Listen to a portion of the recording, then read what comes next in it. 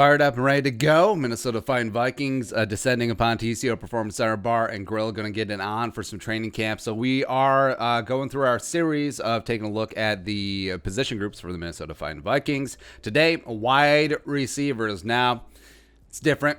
Certainly different because you got Treadwell gone, as well as they traded Stephon Diggs to Siberia, but enter Justin Jefferson, KJ Osborne, a couple of very solid rookies in their own right. And let's go. Right, so wide receiver is still extremely important, even though the Vikings are a run-heavy, run-first team, because Kirk Cousins he can't hand off every single play, right? A couple play action, Kirk boot action over to the right, bomb, dime, love it. All right, so starting off the top, you know him, you love him.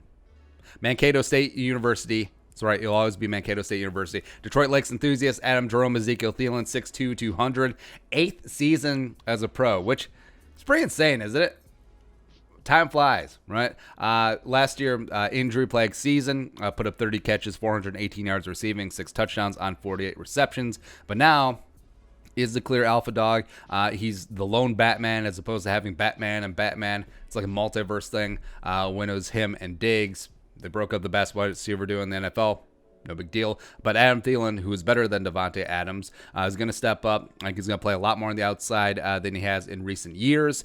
Also, you have seen a shift of him, less and less in the slot as the Vikings run a lot less 11 personnel. I mean, they ran a ton in 2018 under Johnny DeFilippo, a lot less last year with Kufanski. I actually think that it could shrink even more this year.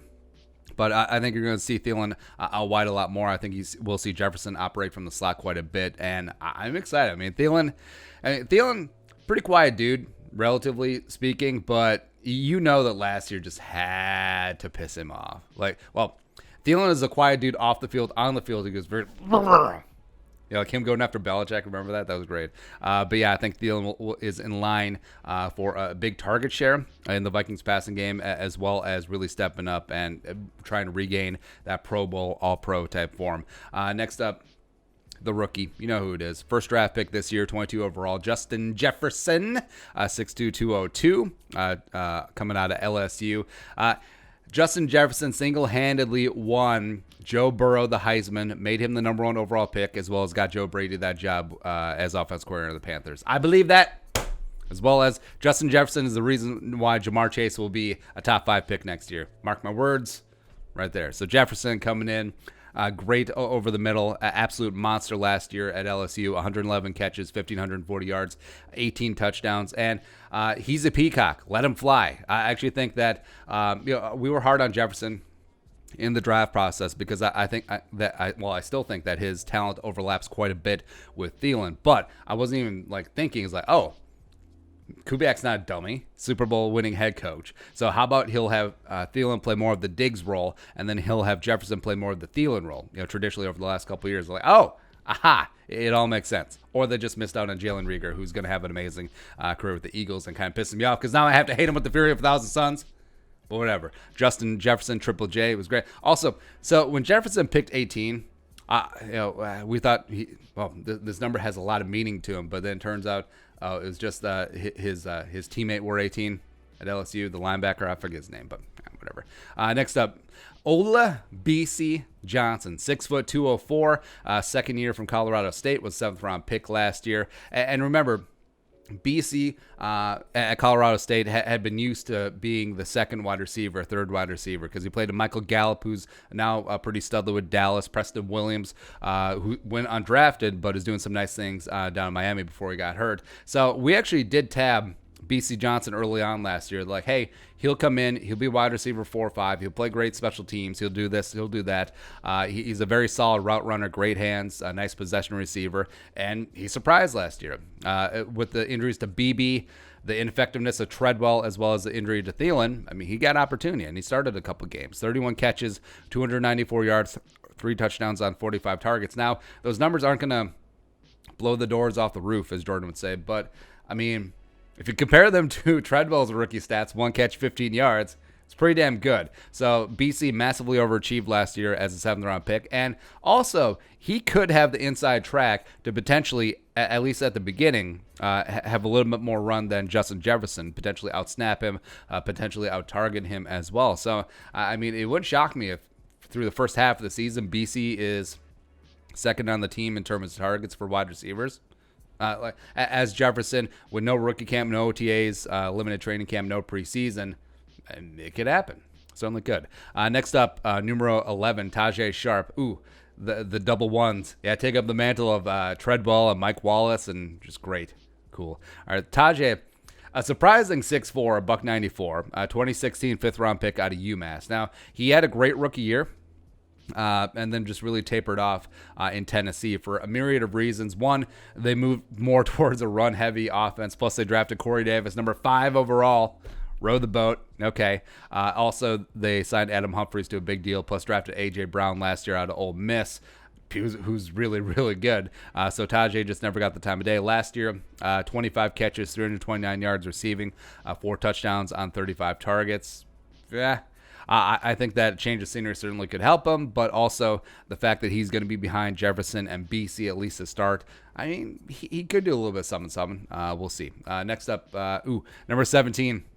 We just can't get away from 17. KJ Osborne, the mid to late round shorter wide receiver, number 17. Maybe he will be Jarius Wright 2.0.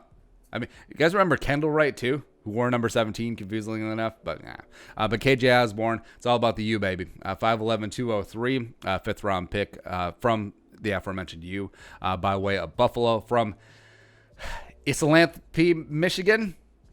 I think I nailed it. No. But final season was a grad transfer at Miami. It had 50 catches, 547 yards, and 5 touchdowns. Also averaged 20.1 and 15.9 yards per kick and punt return, respectively. Woo! Nailed it. I think that he does make the roster. I think he's prohibitive favorite to win both return job spots as well as I think he could contribute a little bit more than people expect at receiver. I'm kind of hopeful about him. Next up, so number 14, replaced him. Courtney Davis, the UDFA at Texas A&M, 6'1", 201. I got $110,000 signing bonus from the Vikings, so that's some big-time UDFA coin. For point of reference, Neville Clark, the UCF cornerback, got $115,000, as well as Jake Browning last year got $140K. Yeah, so big-time commitment to UDFA. 54 catches, 616 yards receiving, 4 touchdowns last year out on the farm. I'm kind of in. I don't think he makes the roster because I think that the first 5 receiver spots are pretty much spoken for unless Tajay just completely falls on his face. So I could see Davis making the practice squad, but in case of alien abduction or Rona, we'll see. Next up, number 12, Chadwick Beebe, 5'10", $183, third-year pro, 2018 UDFA out of Northern Illinois. Now, the whole thing about Chad, Zimmer says, no one can cover him in practice. Well, maybe you have bad cornerbacks. Do you ever think about that one, Zim?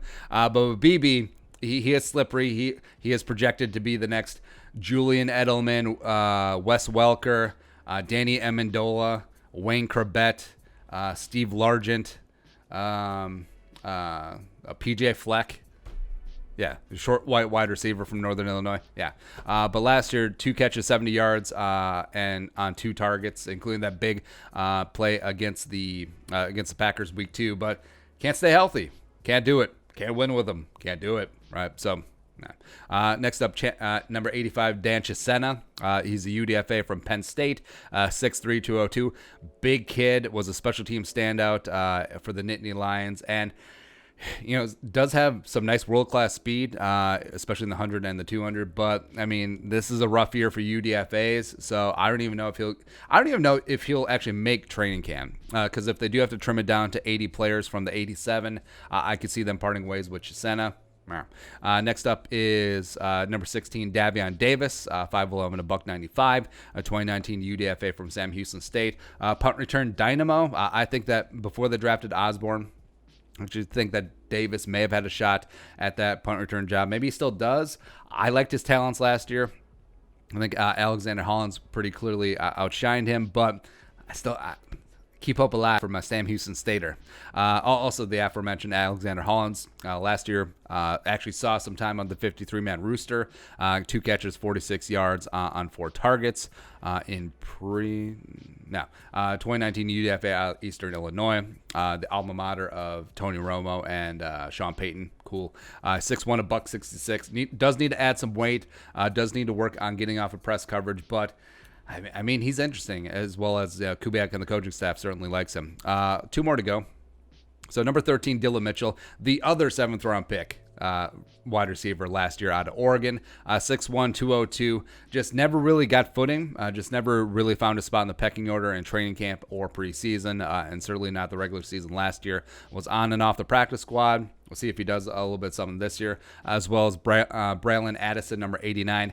Yeah, this is not the year for UDFAs or CFL dudes. It just isn't. 5'10", $190. 2016 UDFA out of Oregon. Was a CFL All-Star in 2019 for the Hamilton Tiger Cats. 2-year total, 103 catches, 1,349 yards, and 8 touchdowns.